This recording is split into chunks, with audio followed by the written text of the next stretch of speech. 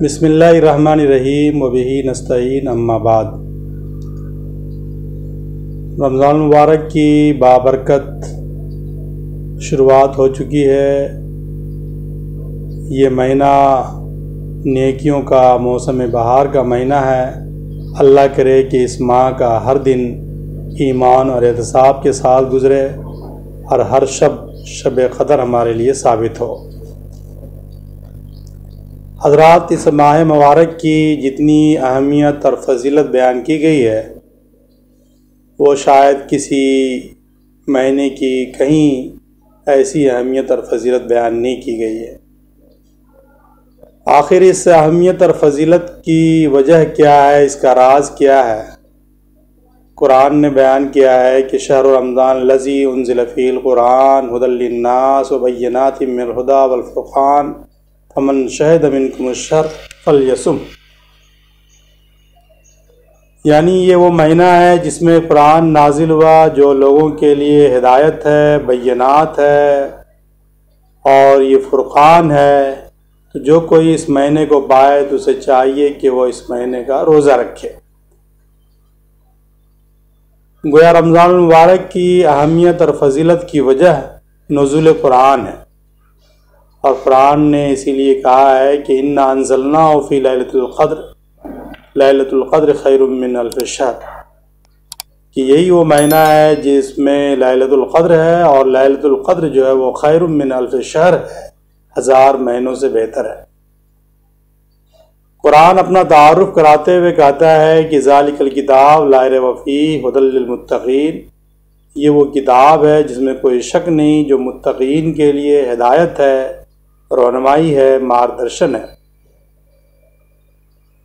جیسا کہ آپ جانتے ہیں کہ قرآن کا نزول کا آغاز اسی ماہ میں غار حرا سے ہوا تھا۔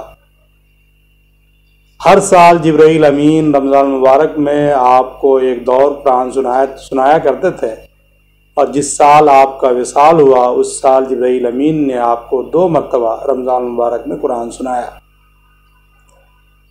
یہی وجہ ہے کہ ہمارے یہاں حفاظ کرام تراویح میں ہر سال گویا رمضان المبارک میں پورا قرآن سنانے کا اہتمام کرتے ہیں۔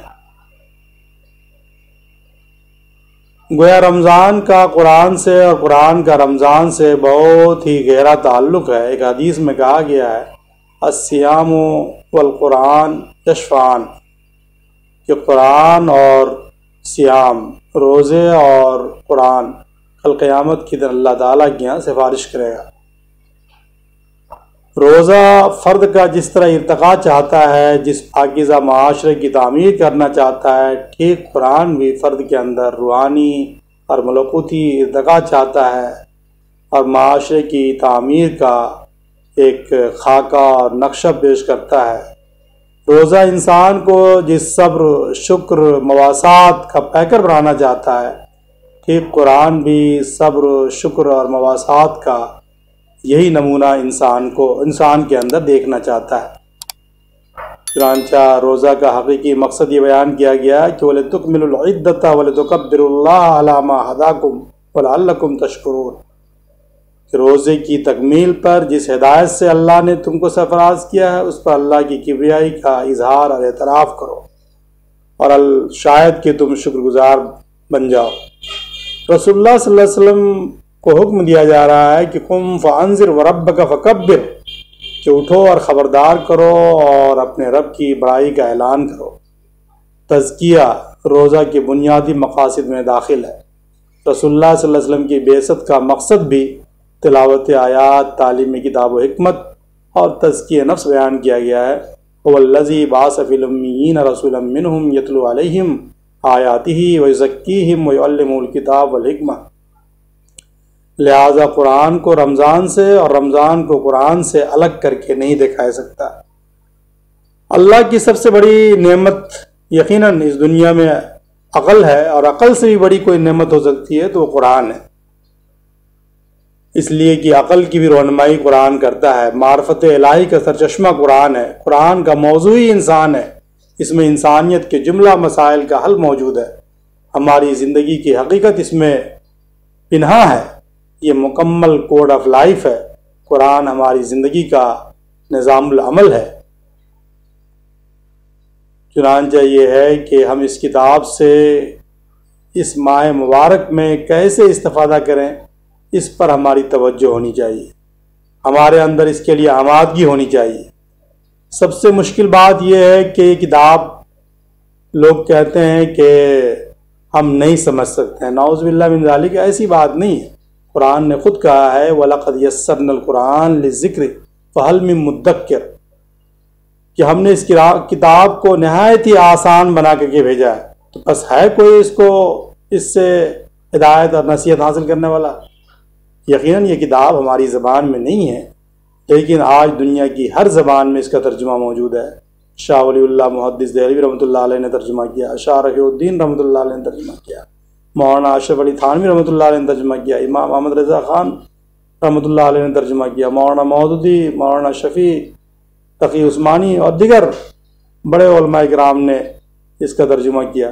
یقیناً اس کا مقصد ہی یہ تھا کہ عالموں کے لیے ترجمہ نہیں کیا گیا تھا، یہ ترجمہ تو ان لوگوں کے لیے کیا گیا جو لوگ عربی زبان نہیں جانتے، اور آج دنیا کی ساری زبانوں میں اس کا ترجمہ موجود ہے، تو وہاں ہم ترجمہ پڑھ کر کے اس سے ہدایت حاصل کر سکتے ہیں، رہنمائی حاصل کر سکتے ہیں، زندگی کیسے گزاری جائے اس کا طریقہ معلوم کر سکتے ہیں۔ اگر ہم اس کتاب کو بغیر سمجھے پڑھتے ہیں تو گویا کمثل الحمار یحمل اسفارا، گویا گدھے کی پیٹھ پر جس طرح سے کتاب لاد دی گئی، کتاب گدھے کو معلوم ہی نہیں ہے۔ یقیناً قرآن کا الفاظ پڑھنے سے بھی ثواب ہوتا ہے، ایک ایک حرف پر 10 نیکیاں دی گئی ہیں، رمضان میں اس کا کئی گنا ثواب بڑھ جاتا ہے، لیکن قرآن کا حقیقی مقصد کا حصول اسی وقت ہوگا جب ہم قرآن کو سمجھ کر پڑھیں گے۔ صحابہ کرام قرآن میں غوطہ زن ہوتے تھے، تدبر کے ساتھ پڑھتے تھے، اور ایک ایک سورت پر 10 سال انہوں نے صرف کیا۔ تو ہم لوگوں کو بھی چاہیے کہ اس رمضان المبارک میں ہم عہد کریں کہ ہم اس کتاب کو ہدایت کی نیت سے ترجمے کے ساتھ سمجھ کر کے پڑھیں گے، اور اس کے لیے آپ وقت فارغ کیجئے، ایک روٹین بنائیے، صرف تلاوت ہی نہیں بلکہ تلاوت کے ساتھ ساتھ اس کے ترجمہ کو بھی پڑھنے کا اہتمام کیجئے۔ جو لوگ قرآن پڑھنا جانتے ہیں، ترجمہ جانتے ہیں، وہ دوسروں کو سکھائیں۔ حدیث میں کہا گیا خیرکم من تعلم القرآن وعلمہ، تم میں بہتر انسان وہ ہے جو قرآن سیکھے اور دوسروں کو سکھائے۔ ٹھہر ٹھہر کر کے ترجمہ کے ساتھ پڑھیں، سوچ سمجھ کے پڑھیں۔ بالخصوص ہمارے یہاں تراویح میں بھی حفاظ کرام اس تیز رفتار سرعت کے ساتھ قرآن پڑھاتے ہیں کہ یعلمون اور تعلمون کے علاوہ کچھ سمجھ میں نہیں آتا۔ 6 دن میں 5 دن میں قرآن ختم کر دیتے ہیں۔ نتیجہ یہ ہے کہ قرآن سے بجائے محبت، شغف پیدا ہونے کے، بالخصوص بالعموم لوگوں کے دلوں میں ایک طرح سے دوریاں پیدا ہو جاتی ہیں۔ لہذا قرآن کو ایسے پڑھنے کا اہتمام نہ کریں۔ ورتل القرآن ترتیلا، قرآن نے کہا قرآن کو ترتیل کے ساتھ پڑھنا چاہیے۔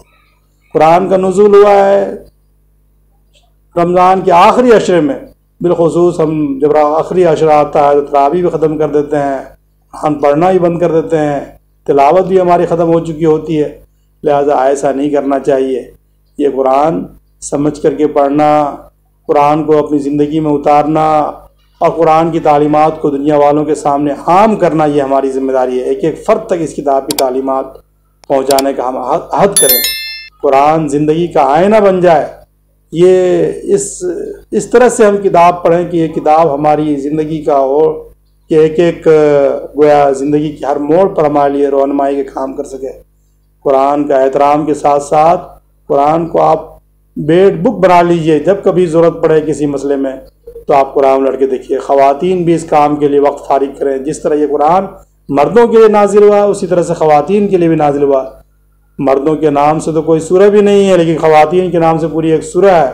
خواتین کچن میں رہتے ہوئے، اپنے دیگر کام کاج کرتے ہوئے قرآن کی تلاوت کا اہتمام کریں۔ خواتین افطار اور سحری اور کھانا بنانے ہی میں سارے وقت ضائع نہ کر دیں، اور راتوں کو اس کا اہتمام کریں۔ اور ہم سب لوگ گویا قرآن کو اس طرح سے پڑھیں جیسا قرآن نے کہا کہ الم یعن للذین آمنوا ان تخشع قلوبهم لذکر اللہ، کیا مومنوں کے لیے وقت نہیں آیا کہ اللہ کے ذکر کے سامنے ان کے قلوب جھک جائیں؟ وما نزل من الحق، اور اس حق کے سامنے جو اللہ تعالیٰ نے نازل کیا یہ حق ہے، یہ اللہ کا ذکر ہے، اس کے سامنے اپنے قلوب کو ہم جھکا دیں۔ تاریخ گواہ ہے کہ مسلمانوں نے جب کبھی اس کتاب سے رشتہ کو جوڑا ہے وہ دنیا میں معزز، سربلند اور خوشحال ہوئے ہیں۔ جب انہوں نے اس کتاب سے رشتہ توڑا ہے تو وہ دنیا میں ذلیل، پسماندہ اور خوار ہوئے ہیں۔ خود علامہ اقبال نے کہا وہ معزز تھے زمانے میں مسلمان ہو کر اور تم خوار ہوئے تارک قرآن ہو کر۔ اللہ تعالیٰ سے دعا ہے کہ اللہ تعالیٰ اس رمضان المبارک میں ہمارا اور آپ کا قرآن مجید سے گہرا رشتہ قائم کرے، قرآن کو سمجھ کے پڑھنے، اس پر عمل کرنے، اس کی تعلیمات کو عام کرنے کی اللہ تعالیٰ ہمیں توفیق نصیب فرمائے۔ آمین۔ ربنا تقبل منا انک انت السمیع العلیم وتب علینا انک انت التواب الرحیم۔